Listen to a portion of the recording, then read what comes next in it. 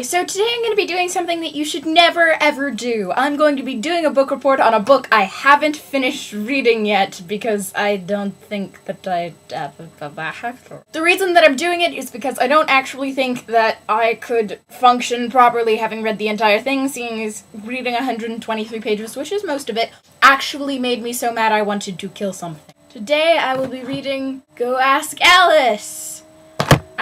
Shit. Reviewing. It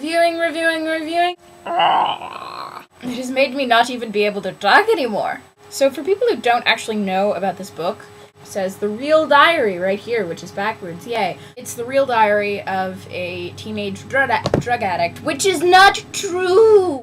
It is written by this person who is a child psychiatrist, and it was based on one of their patients. But it isn't! She just made it up! Do not make things up and say that it is real. So being that it's not actually a diary and it's actually a book, I can review it as if it were, like it is, a poorly written, unrealistic, stupid, book.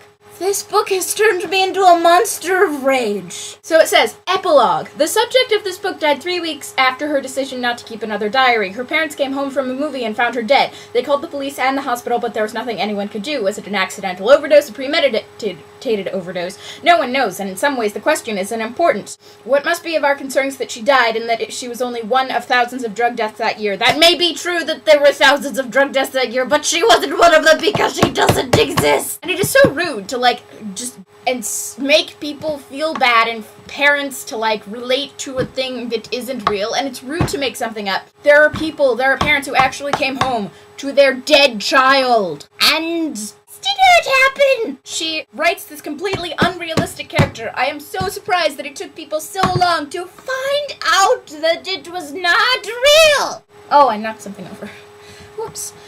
So she's from this, very kind of prestigious family that is we're so fancy, we're normal. And it's in the 70s, and then it turns out that one of her boyfriends is gay. And she is unrealistically okay with this. I don't have a problem with people being gay, but it was written in the 70s. She is, she says, oh, he's kind of a dick. But he is gay, you should have a problem with that coming from the family that you do. It is not realistic. A raindrop just splashed on my forehead, and it was like a tear from heaven. Am I really alone in this whole gray, wide world? Is it possible that even God is crying for me? Oh, no, I'm losing my mind. Please, God, help me. That is not how teenagers write.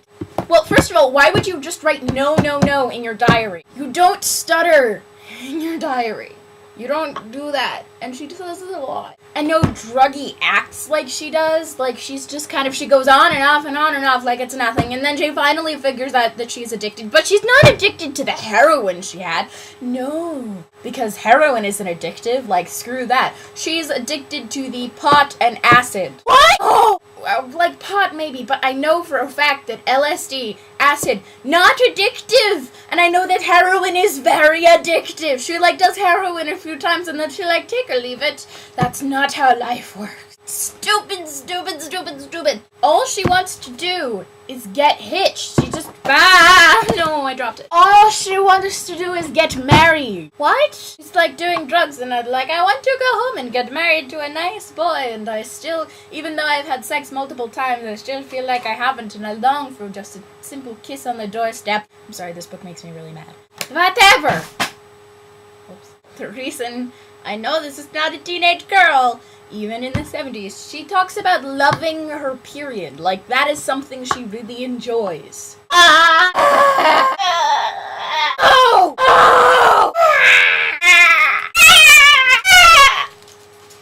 Shit.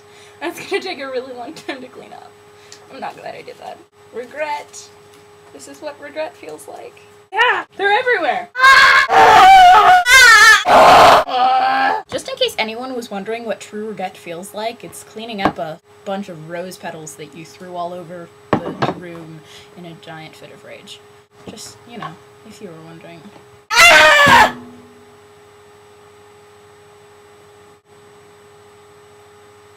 Children's safety scissors are complete crap. Actually, I had to put this in a mug of ice just to keep it from melting, because I like to film things in order. because otherwise editing is really, really, really hard. And she also totally and completely glosses over the subject of rape, and because the main character of the book, which is somewhere on the floor, she gets raped several times, and the only thing that matters is her going off of the drugs, and that there's no, like, PTSD, there is no reaction to rape, which is not at all how that works. I actually did a project on rape and how it affects people in their stories, and I'm going to talk to the people involved with that project to see if I can post it. I might not be able to, but... Hi, Mom! I think if you want to rage about something and have something to talk about, then sure, read that book. Otherwise, you might not want, because it might make you mad. I don't know what I'm going to review next, but school starts in, like, a few weeks. No, that's not true. What am I talking about? School starts this week. School technically starts in 2 days. I'm good at putting things off. Comment below with the books you want me to read and review.